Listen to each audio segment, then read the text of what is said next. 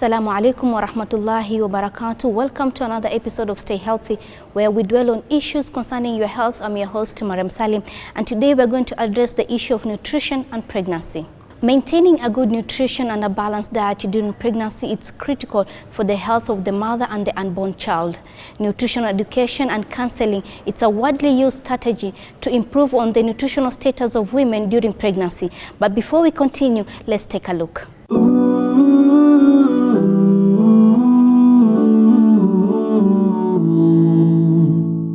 A healthy diet during pregnancy contains adequate energy, proteins, vitamin and minerals obtained through the consumption of a variety of foods. Approximately 300 extra calories are needed each day. These calories should come from a balanced diet.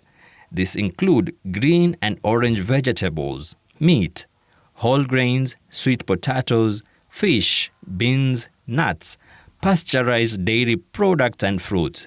Available evidence suggests that nutrition education and counseling may support optimal gestation weight gain, reduce the risk of anemia in late pregnancy, increase birth weight, and lower the risk of preterm delivery. Counseling may be more effective in undernourished populations when women are also provided with nutrition support, such as food and micronutrient supplements where needed.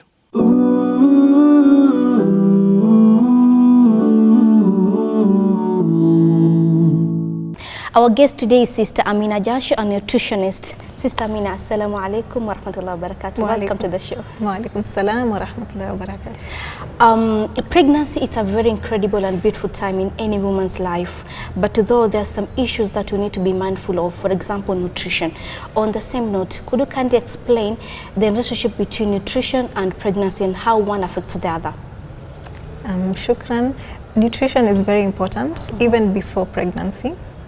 For even somebody who is not about to conceive, it's very, very important for your health, for your well-being, to prevent underlying conditions that now are very common. Everybody has hypertension, everybody has diabetes. Yeah, so it's very, very important. So it becomes even more important when you're planning to have a child, to be pregnant. So the link is more important because now the child the fetus is relying on you to give them what they need for growth, for development. So it's something that is very, very important. So the first thing that we look at is preconception nutrition.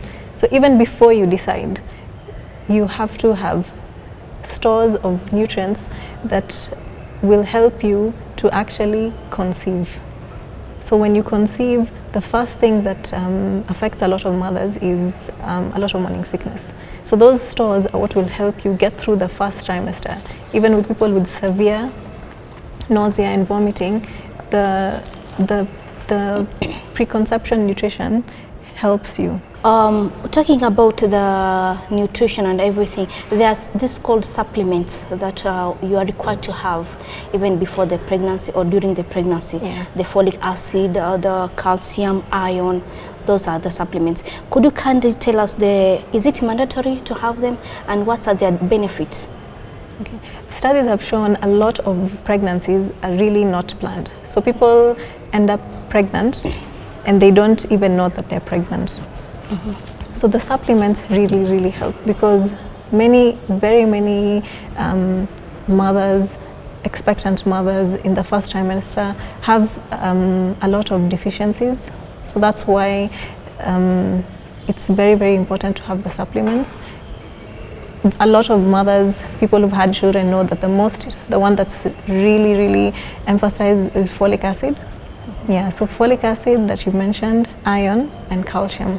So folic acid is very, very important and it's most effective in the first 28 days of pregnancy.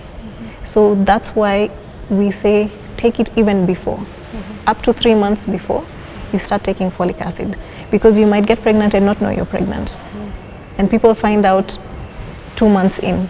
So the first 28 days are the most important when it comes to folic acid. It's important because it prevents neurotube defects like spina bifida that a lot of people have heard of. So that's the most important. Then iron is extremely important. So iron is taken hand in hand with vitamin C. So vitamin C helps absorption of iron. So iron is important because a lot of women are walking around and they're anemic and they don't know it.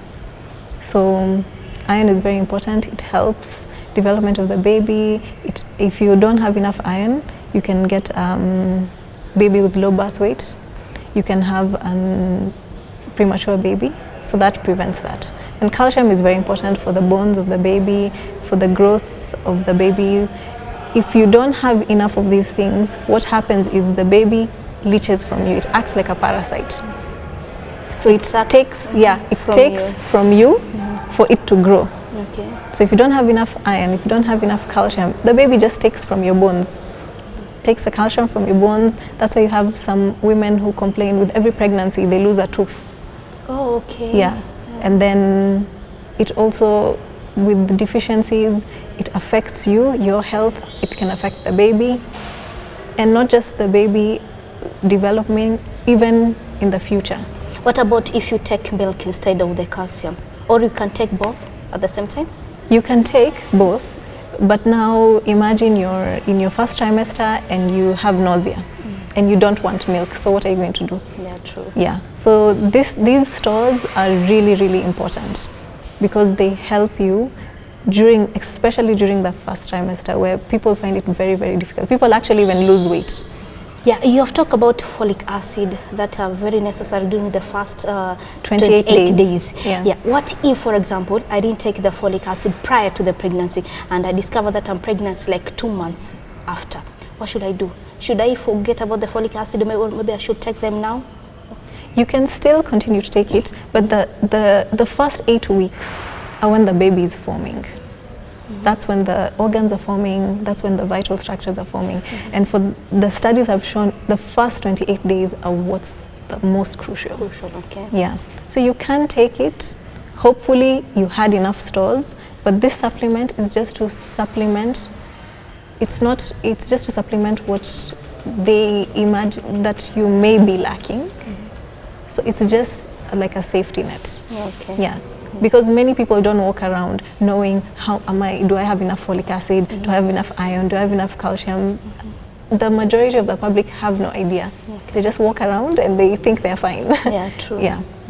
Okay, earlier before you mentioned about a balanced diet.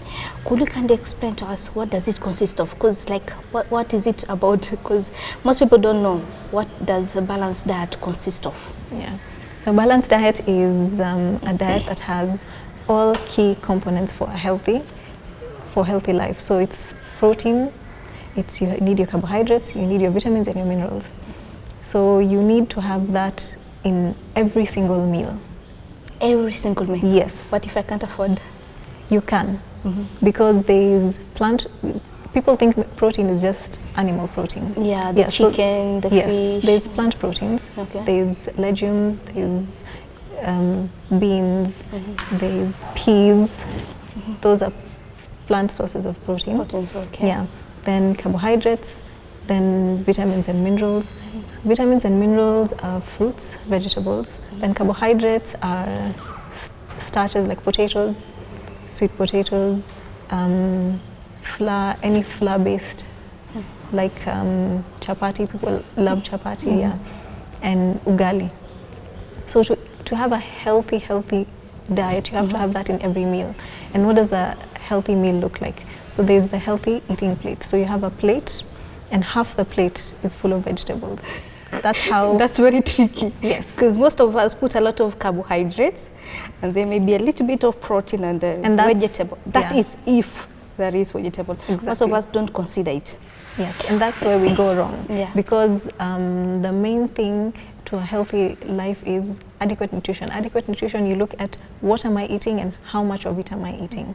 Okay. So the what, people have an idea, but now the how much is where they go wrong. Like you said, so the whole plate is full of carbohydrates. Yeah. Then the vitamins and minerals are lacking, and then there's protein. And protein, yeah, it's there, but it doesn't make up the bulk of the meal. So the bulk of the meal should be the vitamins and the minerals, which is the have vegetables. This idea or myth that if you take a lot of carbohydrates, then you'll be full than taking more of protein and vegetables. which isn't necessarily true, because the more vegetables and fruits you eat, they have fiber. So what happens is the fiber, it creates the bulk of the meal. So because it takes a long time to digest, so you actually feel full for longer, as opposed to carbohydrates that are digested very, very quickly. Because you have like simple carbohydrates like white bread. If you eat 2 slices, in less than half an hour, around 30 minutes, it's already digested. Yeah, so that's a myth. 2 slices? For example, yeah. Oh, okay, okay. It's an example. Yeah, to show you how quickly it's digested. Okay. Yeah. Well, if you want to join the conversation, please feel free. You can drop your question, suggestion or inquiry through our social media platform. Let's take a short commercial break. When we come back, we'll take it from here we stop. Stay tuned.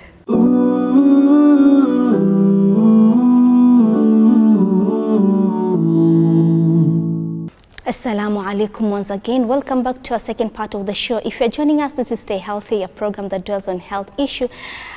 Before we went for the break, Sister Amina, you are talking about the supplements, folic acid, iron, just to name a few. Is it true that calcium supplements prevent preeclampsia to the unborn child and its complications? A lot of studies have shown it can reduce the rates of preeclampsia. Yes, so it is true. Is it true? Yeah, so that's one of the health benefits of actually taking calcium. So a lot of prenatal vitamins have a mixture of all of these things. Okay. Yeah, so they'll have calcium, they'll have B complex vitamins. So every single vitamin has its own benefit during the pregnancy. Yeah. Does your diet need to change in every trimester? A lot of women think now that because I'm pregnant, now it gives me a license, so I'm eating for 2, I'm eating double portions. That's not true. Okay. During the first trimester, you don't even need to change anything. So if you're actually eating pre-conception, you're eating a healthy, nutritious diet. Every meal is a balanced meal. You just continue. You don't add anything. During the second trimester is when now your energy needs go up. So you need an extra 300 calories. So to just give you an example, what that looks like, that's just 6 apples. 6 apples? Yeah. Equivalent to 6 apples, around 300 to 350 extra calories. So you don't need an extra plate and 10 snacks in between, no. So the food you're eating will be enough for you and the baby? Yes, if you're eating a healthy, balanced meal, yeah, it's enough. What about the craving? Maybe, for example, you have eaten the baby, but you're having cravings in between. Of course, you'll surpass that. Some cravings are good cravings, which are healthy cravings. There are people who crave for apples, there are people who crave for mangoes, that's fine. Okay. But if you have cravings of fatty, fried foods, then that's going to be a problem. Okay. Because then you exceed the calories. Then you find you're gaining excessive amounts of weight during the pregnancy, which is not even necessary. So the last trimester is when you need an additional 100. So you go up to 400 calories. Yeah. Okay. So that's, in the long run, you don't actually need to eat that much more. You just a little bit more. Yeah. So how much weight should I put on during the pregnancy? That depends on how much you weigh before. If you're a normal, healthy weight, you can gain between 50. Explain to us what is normal. Range between what and what? Okay, so your healthy weight is determined by your BMI. Yeah. Body mass index. Yeah, so a normal healthy BMI is between 18.5 to 24.9. So if you're within that range, so a normal pregnancy, you can gain between 50 to 20 kilos, that's normal. Okay. Then if you're underweight, you need to gain more, because that also has its disadvantages to you and disadvantages to the baby. But if you're overweight, which we find right now, a lot of mothers who are conceiving are actually on the overweight to obese category. So for them, they don't need to gain that much more weight. Okay. Yeah. Most women suffer constipation during pregnancy. What advice can you give them in terms of maybe food? What kind of food should they take, or maybe what kind of food should they do away with that will help them with the constipation? Constipation is very normal for pregnancy. It happens because of the hormonal changes. So you have an increased amount of progesterone in your body, and that makes your muscles relax.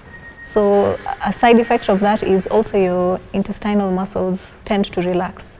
So you have slow movement, bowel movement. That's what causes. So that is made even worse by bad diet. Okay. A lot of refined foods, so white flours and very little fiber. So what can help women during this time is increase your fiber. So there we go back again to the healthy eating plate.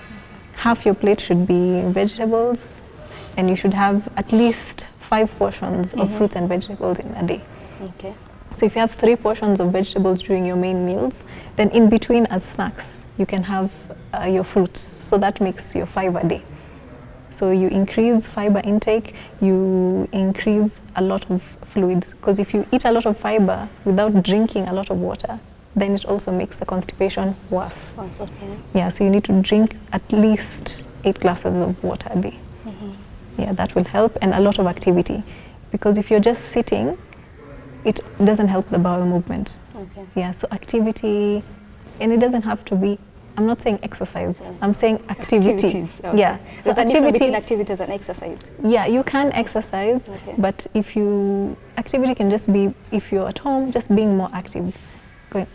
Just a lot less sitting and being, Like walking, yeah, maybe. walking, going up and down stairs. Yes, okay. The activity even helps your intestines. It helps with the movement. Okay. Yeah. Is it true that delayed umbilical clamping helps with the health and the nutritional outcome of the infant and the mother? It's studies have shown it helps the infant, because that time the infant is still attached to the placenta. Okay. So the iron-rich blood goes into the baby. So there's a lot of, there's still not a set time for the delay. Some studies show up to 10 minutes, some say 3 minutes. Some are actually showing that when you delay, the infant is more at risk of getting jaundice. Okay. Yeah, so it's a bit not really set in stone right now. So during pregnancy, you mentioned that you should be mindful of your nutrition, okay? So does it change during breastfeeding or still the same? Yeah, it changes during breastfeeding because you actually even need more energy for breastfeeding. Making breast milk uses a lot of energy, so you need to increase your daily calorie intake by 500. Won't that affect your weight? No, it won't, because a lot of it goes into making the milk. Okay. Yeah, so you actually need more calories during breastfeeding than when you're actually pregnant. What if, for example, you're a working mother? You're taking that extra calories, but you're spending most of the daytime at work. Yeah, so Will that affect your weight?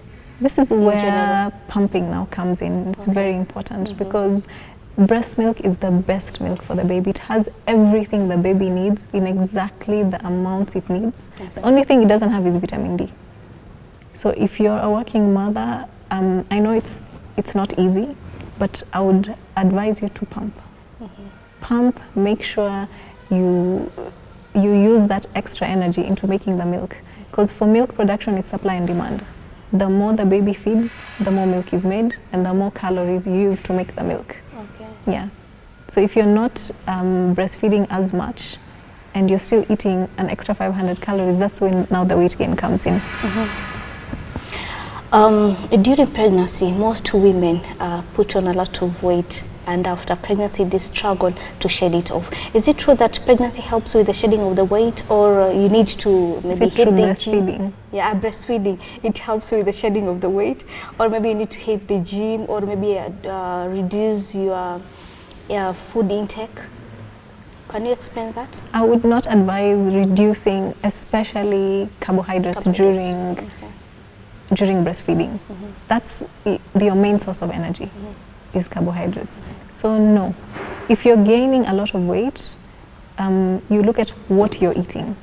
So we go back again to what are we eating, how much of it are we eating? Are we following the healthy meal plan? Are we following the healthy plate model? Yeah, so if you're following that, then definitely you will lose the weight and you won't gain. You'll actually find that you're breastfeeding and losing even without exercising. There are many people who are breastfeeding, and especially mothers who do the 6 months exclusive breastfeeding, they lose a lot of weight. Okay. Let's talk about Pica, which is a disorder brought about by craving. Some women take clay or even the ashes from the cigarette. Does this mean that they lack something in their body? Yes, it does. So for people who don't know what that Pica is, it is when pregnant women crave non-food items. So you're craving something that doesn't have any nutrition benefit. So like eating clay, the ash, soil, that people eat soil, it shows that you're lacking something. You're lacking either a vitamin, you have a deficiency. So you need to go to the doctor, get tested, and that's where also when you're taking supplements, it helps a lot. Because whatever you're lacking, the supplements top up. Yeah. Okay, in terms of supplement, what about those who don't go for the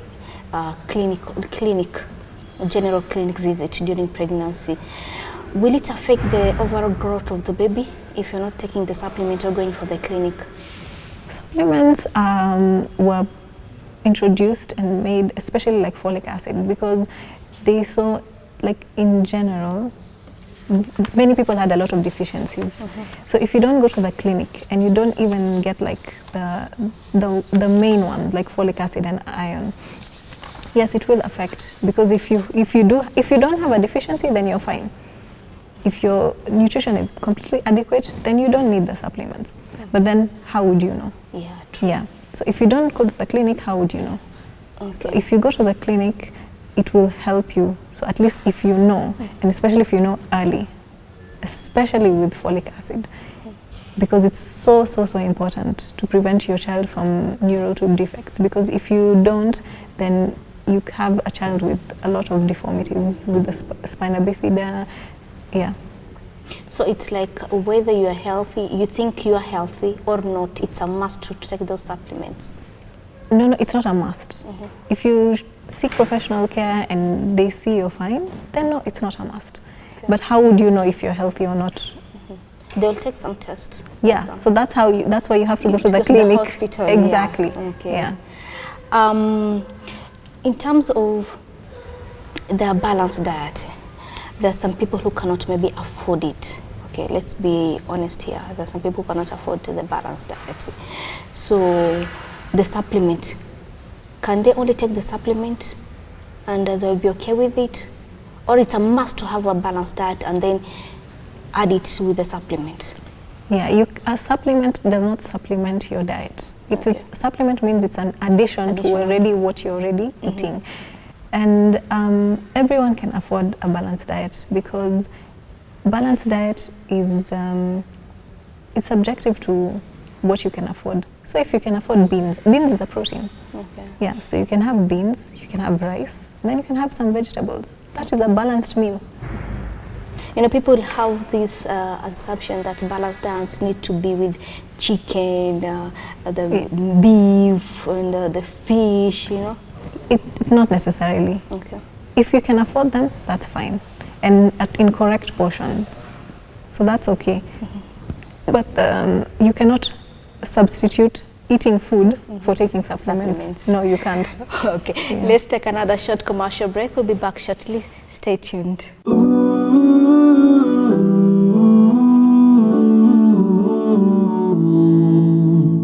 Assalamu alaikum wa rahmatullahi wa barakatuh. Welcome back to our third and final segment. If you're joining us, this is Stay Healthy, a program that dwells on health issues. And today's topic, it's all about nutrition and pregnancy. Sister Amina, before we went for the break, you are talking about the cravings.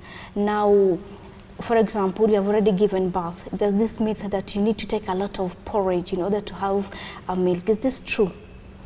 It's not true that only specific foods gives you increased milk production. What really helps is foods actually rich in protein. you increase your protein intake and you increase fluid intake. So it's not only porridge that will give you milk, or there's some people who think you should only just eat beans. No, you continue with your healthy diet and then you increase a lot of fluids. Yeah, so you can increase milk intake because that's a protein. You can increase plant protein, which is green grams, peas, and if you can afford like the meat proteins, which meat sources, that's fine. Yeah. So when you talk about fluids, does this include maybe the juices or just water and maybe? So fluid is any liquid that you take. So that can include tea, coffee, cocoa, although we limit coffee because of the caffeine. Okay. Yeah, so I personally would advise not even, because tea, the problem with the tea, it's a diuretic. So what a diuretic does, it makes you lose water.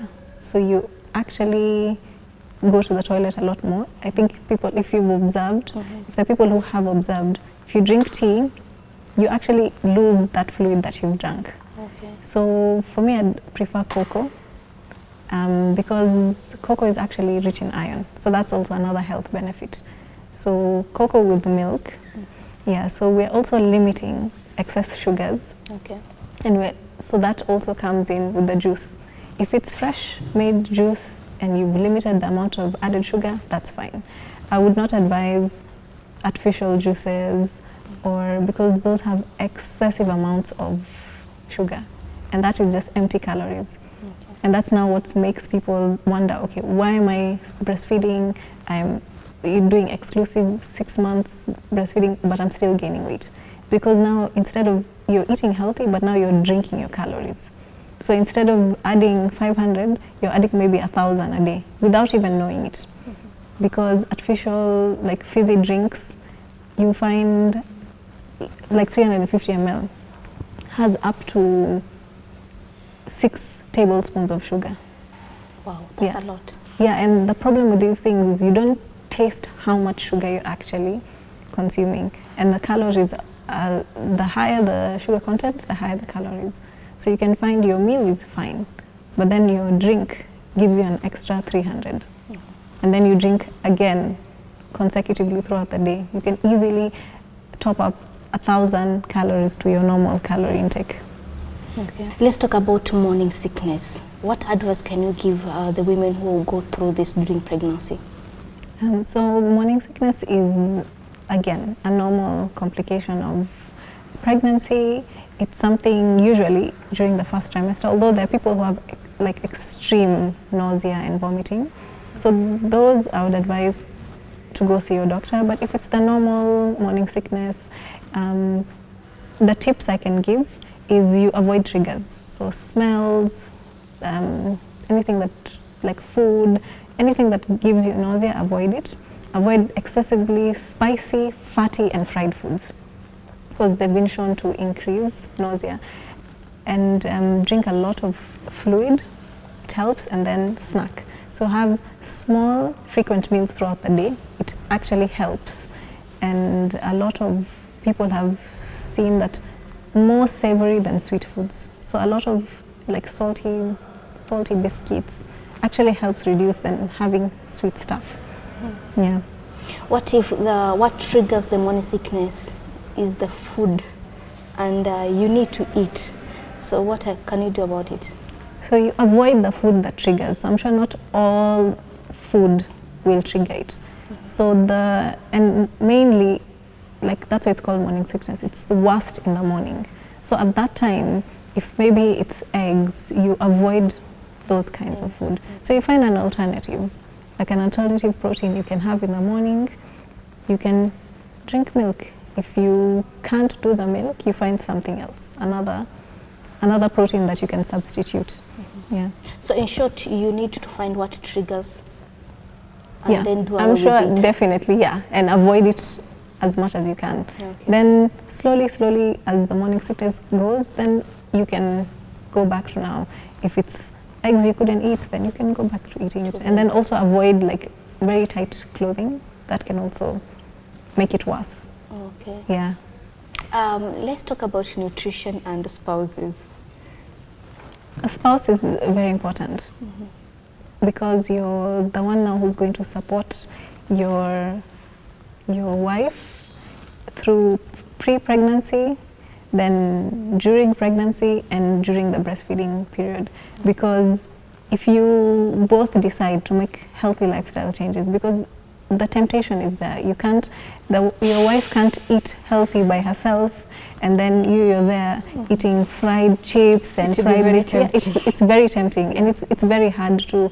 She might try, but she won't sustain it. So if the spouse helps, it's also it's a good lifestyle change for him too, because many spouses also end up gaining weight with their wives. While their wives are pregnant, they're also gaining the weight. Yeah, so it will help both of them, and especially during pregnancy, because not only does nutrition affect milk production, even the mother's state of mind. If she's stressed, if she's unhappy, it affects milk production.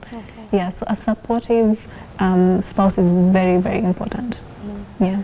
Okay, there's this saying that we are pregnant, so we should be going through this together. So you should go through it together. Everybody eats healthy together. Everybody supports the mother once the baby comes. Even with the breastfeeding, if the baby is crying, and the spouse can step in, can help her. If she's in the middle of something, let's say for example, even if it's cooking, your spouse can help you. Take over, help, you tend to the baby, because in the long run this will benefit the baby when the baby is a child, an infant, and when they grow up in their future. Because studies have shown children who are breastfed, especially exclusively and up to 2 years, they have in the future, in adulthood, they have very low incidences of getting type 2 diabetes, getting high cholesterol, getting high blood pressure, so that you're actually helping your child throughout their whole life, not just because now they need to breastfeed, now they're a baby, no. As we wind up, Quran says that we should breastfeed for strict 2 years. What can you say about that? Because Allah created us, and He gives us only what's best for us. So He knew that breastfeeding for 2 years is what is needed for the child's optimal nutrition and healthy growth. And only later did researchers find out, and now it's a WHO recommendation, that you actually should breastfeed your child for 2 years. Yeah. So Alhamdulillah, we have the Quran, and we have everything that is perfectly supposed to be for our good health. Allah has already prescribed it for us. So it's just us to follow. Yeah. True. Any last words of advice to our viewers who are watching you? Having a healthy, balanced diet is important for all of us. So please, let's watch what we eat, how much of it we eat, and let's stick to the healthy eating plate. So half your plate from today should be vegetables, and then a quarter protein and a quarter carbohydrates. And let's drink lots of water, lots of fluids which are not very high in sugar, so the best is water. And let's do activity. Even if you can't exercise, if you can walk somewhere instead of climbing a matatu or driving, let's be more active. That really, really helps. Okay. Sister Mina, thank you so much for blessing us with your presence in the show. And thank you so much to my awesome production team, and not forgetting you, my beautiful viewers, for making this show successful. In case of any question or inquiry or suggestion, please feel free to reach us through our social media platform. I've been your host, Mariam Salim. Till we meet next time, Ma salam.